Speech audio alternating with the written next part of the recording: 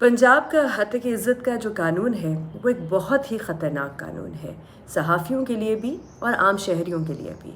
ये जो Punjab defamation act है ये जून 2024 में मंजूर कराया गया था।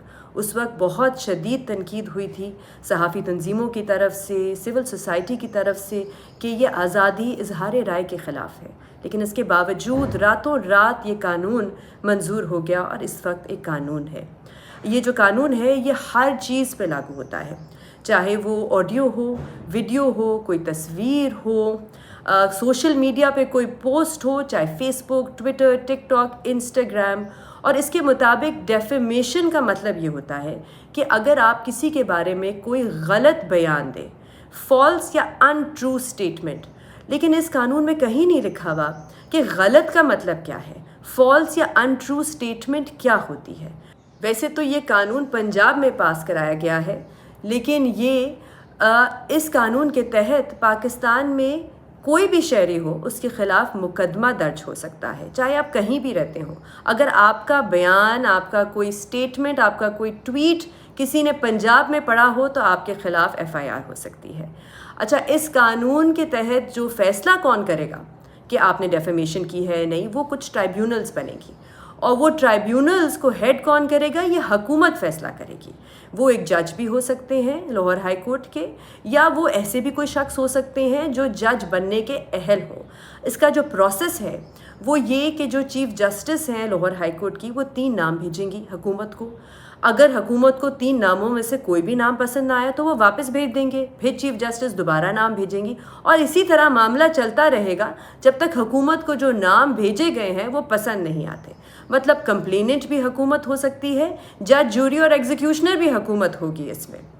उसके बाद इस कानून में जो सबसे ख़तरनाक चीज़ है वो है कि इसमें एक सेक्शन है जिसमें लिखा हुआ है लीव ऑफ डिफेंस।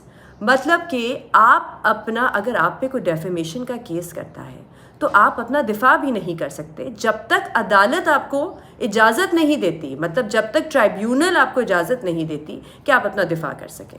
और अगर ट्राइब्यूनल आपको इजाज़त नहीं देती तो आप पे 30 लाख रुपए का जुर्माना भी लग सकता है। मतलब कि केस लड़े बग़ैर, अपनी सफाई, अपना सबूत पेश किए बग़ैर आप पे 30 लाख रुपए का जुर्माना हो सकता है। फिर इसमें यह भी है कि जब ये केस चल रहा हो ट्राइब्यूनल के सामने तो ना आपको इजाज़त है, ना आपके वकील को इजाज़त है, ना किसी तीसरे शख्स को इजाज़त है कि वो इस केस की कहीं भी सोशल मीडिया पे या मीडिया पे कहीं भी बात कर सके। मतलब एक कंप्लीट गैग ऑर्डर। और वैसे तो कहा जाता है कि कानून जो है वो सबके लिए बराबर होना चाहिए, इक्वल होना चाहिए, लेकिन इस कानून में एक स्पेशल कैटेगरी बनाई गई है।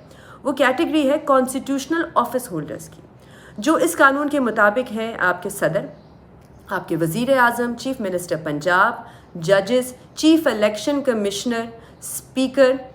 जो कॉन्स्टिट्यूशनल ऑफिस होल्डर्स हैं उनको अब कंप्लेंट भी करने की ज़रूरत नहीं है। अगर उनको लगता है किसी ने उनके ख़िलाफ़ डेफेमेशन की है तो अपने दफ्तर में किसी को भी भेज सकते हैं कंप्लेंट करने के लिए। मतलब उनको ख़ुद जाने की ज़रूरत नहीं है। और ये कानून उनको ये भी इजाज़त देता है कि उनको ख़ुद अदालत में पेश होने की भी ज़रूरत नहीं है अपना दिफा करने के लिए या सबूत पेश करने के लिए। तो वैसे तो जमहूरी ममालिक में जो आइनी ओहदेदार होते हैं, जिनके पास सरकारी ओहदा होता है, उनकी सबसे ज़्यादा तनकीद होती है। और उसका मतलब ये होता है कि क्योंकि उनके पास एक ज़िम्मेदारी है, एक ओहदा है, तो वो सबसे ज़्यादा जवाबदेह होते हैं।